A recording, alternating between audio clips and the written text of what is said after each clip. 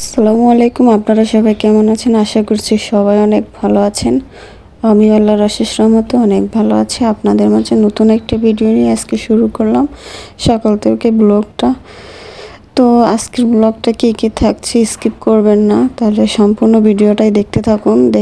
দেখতে থাকলে অবশ্যই বুঝতে পারবেন আজকের ভিডিওটাতে কী আসছে। তো আজকে আমি যেহেতু সকাল থেকে ব্লগ ভিডিওটা রানিং করছিলাম, বাট কোনো ক্রমে আমি ভিডিওগুলো সম্পূর্ণ করতে পারিনি। পরে সন্ধ্যা থেকে আমি কিছু ভিডিও তো করছি, সেই ভিডিওটা আপনাদের মাঝে শেয়ার করলাম। সেটা হচ্ছে স্যুপ রান্না করছি। তো সন্ধ্যার সময় তো একটু নাস্তা, হালকা পাতলা নাস্তা না খেলে হয় না, তাই আমরা দুইজন ছিলাম বাসায়। আমি স্যুপ বানাই নিয়েছি, রেডিমেড স্যুপ ছিল।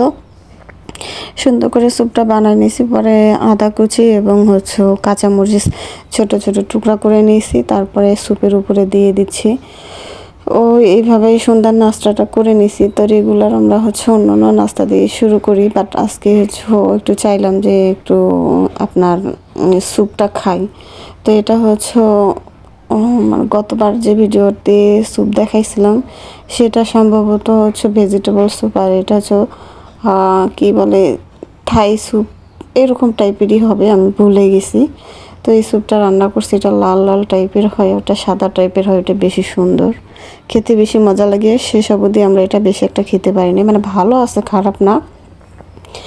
তো শেষেও একটু রেখে দিয়েছিলো, আমি একটু রেখে দিয়েছিলাম, এই আর কি। সম্পূর্ণটা খেয়ে শেষ করতে পারি নাই, অনেক বেশি মনে হচ্ছিলো। আর এই বাটিগুলোতে অনেক বেশি হয়, যে কোনো খাবারই নিলে বেশি মনে হয়, কারণ এই বাটিটা গর্ত টাইপের বেশি।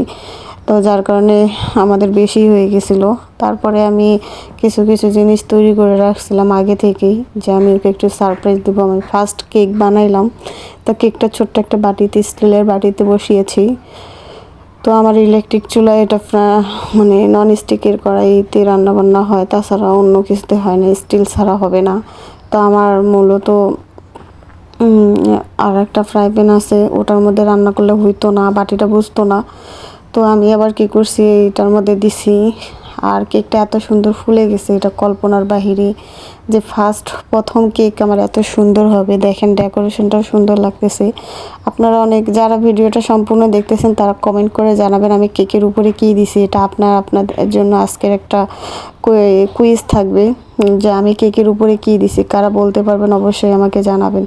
তো আমি কেকটা এত সুন্দর, যে আমার হাতে ফার্স্ট কেক এত সুন্দর করে যে ফুলবে, এটা আমার কল্পনার বাহিরে। কিন্তু এখানে একটা বড় ধরনের দুর্ঘটনা হয়ে গেছে। কি দুর্ঘটনা হয়ে গেছে আপনারা দেখতে থাকুন, তাহলে অবশ্যই জানতে পারবেন। আমি যে কেকটা তৈরি করছি, কেকটা কিন্তু অসাধারণ সুন্দর হয়েছে। আমার খুবই ভালো লাগছে কেকটা বানানো, যে আমি প্রথম অবস্থায় আমি এত সুন্দর কেক বানাইতে পারবো, এত সুন্দর ফুলবে, সফট হয়েছে কেকটাও, একদম খুবই সুন্দর সফট হয়েছে। পরবর্তীতে দেখতে থাকুন, তাহলে বুঝতে পারবেন যে আসলে দুর্ঘটনাটা কীভাবে ঘটছে বা কী হয়েছে। বেশি এক্সাইটমেন্ট ছিলাম, তো বিষয়টা এরকমটাই। আর এত সুন্দর কেকের সাইডগুলো হয়েছে যে আমার দেখেই খুবই লোভ লাগতেছিল। তারপরে যাই হোক, এটার মধ্যে কী কী উপকরণ দিয়েছে সম্পূর্ণটা আপনাদেরকে জানাবো। আর আমার কেকটা দেখে সবাই ভাবতেছেন যে না, অনেক সুন্দর কেকটা হয়েছে। আসলে কিন্তু কেকটা সুন্দর হয়েছে। দেখেন দুর্ঘটনাটা কোন জায়গায় হয়েছে। আমি কেকের নিচের অংশটা যখন আমি চাপ দিই, তখন দেখি ভিতরে কাঁচাই ছিল। পরে আবার ঠিক এইভাবে নিয়ে বাটিতে আবার দিয়ে দিছি। এটা পরে আবার আমরা রাতের খাবার খাওয়ার পরে আমি এটা বসায় রাখছি, বাট আরও কিছুক্ষণ 10-15 মিনিটের জন্য আবার করার পরে বসায় রাখার পরে আবার করছি, আবার কেকটা কাটছি। এই দেখেন, আমি একটা কাঠি দিয়ে চেক করে দেখছিলাম যে কাঠিতে কোনোভাবে আটকায় নেই, একদম সুন্দরভাবে কাঠিটা হয়ে গেছে।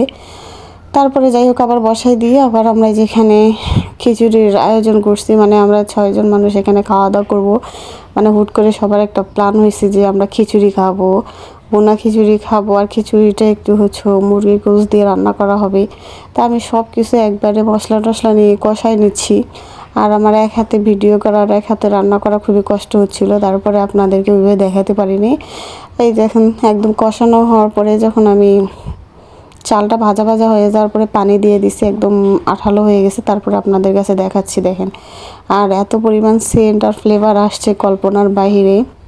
আমি যেহেতু সব কিছু দিয়ে একদম মশলা দিয়ে কষাই টষাই নিয়ে পানি অ্যাডজাস্ট করে দিয়েছি। আর এখানে মুরগি গোশও দেওয়া ছিল দেখেন। তো আমি এইভাবে রান্না করছি। খিচুড়িটা অসাধারণ একটা খেতে আসছে, অনেক দুর্দান্ত খাবার, মানে কি বলবো, এটা যারাই খাইছে তারা সবাই বলছে খুবই সুন্দর হয়েছে খিচুড়িটা। সবাই বলতেছিল আর খিচুড়ি বাড়াই দিলাম না কেন। আর এটা আসলে মূলত এই রাইস কুকারটা অনেক বড় রাইস কুকার, 2.8 লিটার, মানে 3 লিটারের রাইস কুকারে আমি রান্না করছি গ্যাসে, যেহেতু আমার চুলাটার একটু প্রবলেম, হিট কম পায়, যার কারণে আমি গ্যাসে রান্না করতেছি। আর এত বড় পাতিলও নাই যে আমি এত বড় পাতিলে রান্না করব, তাই আমি রাইস কুকারের পাতিলটা দিয়ে রান্না করছি। তো মোটামুটি অনেক সুন্দর হয়েছে রান্নাটা। আমি তো রান্নাটা যখন শেষ পর্যন্ত করছি আমি ভাবছি, একটু ভয় লাগছিল যে আসলে কতটুকু কি হবে, কিন্তু দেখলাম যে না, আমার সব মেজারমেন্ট একদম ঠিক হয়ে গেছে। আর এখন আমি রান্না করলে সবটাই চোখের আন্দাজে রান্না করতে পারি আলহামদুলিল্লাহ। নিজে নিজেই সুন্দর রান্না করতে পারি, বা এরকম রান্না শিখে গেছে কল্পনার বাহিরে। আমি কখনো আশা করিনি যে এইভাবে সবার হাতের সবার রান্না আমি করতে পারবো। এখন আমি ছোট থেকে বড়, তারপরে ওইখান থেকে আসার পরে দেখেন আরও একটা ঘটনা হয়েছে। সেটা হচ্ছে আমাদের রুমের গেটের সামনে ঠিক এই টাইপের একটা, এটা কী ধরনের পোকা আপনারা জানলে অবশ্যই জানায় যাবেন, এটা কমেন্টে জানাবেন। এই পোকাটা আমরা কেউ চিনি না, বাট এই পোকাটা এমনভাবে ঘুরতেছিল, আর এটা ক্যামেরায় হয়তো বা ছোটো দেখাচ্ছে কিন্তু এটা বিশাল বড়। তো আমরা দেখে ভয় পাচ্ছিলাম যে এইভাবে হাঁটতেছিল, দেখেন কিভাবে হাঁটে হেঁটে সামনের দিকে আগে আসতেছিল। এই জিনিসটা দেখেও আর আমি অনেক ভয় পেয়ে গেছিলাম। তারপরে যাই হোক আমরা ওটাকে সাইড করে সুন্দর করে রুমে ঢুকে গেছি।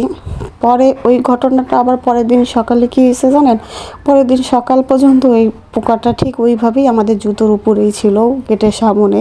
ও যখন অফিসে যাচ্ছিলো, যাওয়ার সময় ঠিক ওইভাবেই জুতোর উপরে ইয়াটা দেখে যাচ্ছিলো পোকাটা। আমরা আসলে এই পোকাটা কখনো দেখি নাই। যাই হোক সব কিছু মিলাই আমাদের ওই দিন রুমে আসলাম। রুমে আসার পরে এই যে কেকটা দেখেন এখন অনেক সুন্দর হয়েছে, মানে শুকিয়ে গেছে ভিতরটা, আর একদম ঠান্ডা হইতে দিছি। এখন আর কোনো ইয়া নাই, ভিতরে কোনো কাঁচা অবস্থা নাই। তো মূলত এই সময় হয়তো বা একটু ইয়া হয়েছিল যে আমার সিদ্ধ কম হয়েছিল, কিন্তু না, আমি টুথপিক দিয়ে অনেকক্ষণ দেখছি, বারবার দেখছিলাম যে না, লেগে লেগে যাচ্ছিল না। তো এইভাবে কেকটা এত পরিমাণে সুন্দর হয়েছে যে সফট হয়েছে বলার বাহিরে, খুবই সুন্দর, খেতেও সুন্দর হয়েছে, দেখতেও সুন্দর হয়েছে, ভালোই লাগতেছে। মনে মনে ভাবলাম যে না, আমি কেক তৈরি করতে পারি, এখন পারবো ইনশাল্লাহ। যাদেরকে বললাম যে আপনারা কমেন্টে জানাবেন আমি উপরে কী দিয়েছি, তারা তো বলতে পারেননি। যারা বলতে পারবেন তারা অবশ্যই কমেন্টে জানাবেন, আর যারা বলতে পারেননি তাদের জন্য এটা খেজুর। আমি উপরে ডেকোরেশনের জন্য খেজুর দিয়ে নিছি। তারপরে পরে আবার পরের দিন বেলা আপনার দুপুরে আমি সব ঘর গুছাই টুছাই একদম ক্লিন করে নিছি। নেওয়ার পরে দুপুরে প্রায় 12টার সময় আমি কচুরলতি বাছতে শুরু করছি। এই কচুরলতি খেতে কার না ভালো লাগে, আমার অনেক ভালো লাগে, ওরও ভালো লাগে। আর অনেক সুন্দর করে কচুরলতি রান্না করছিলাম।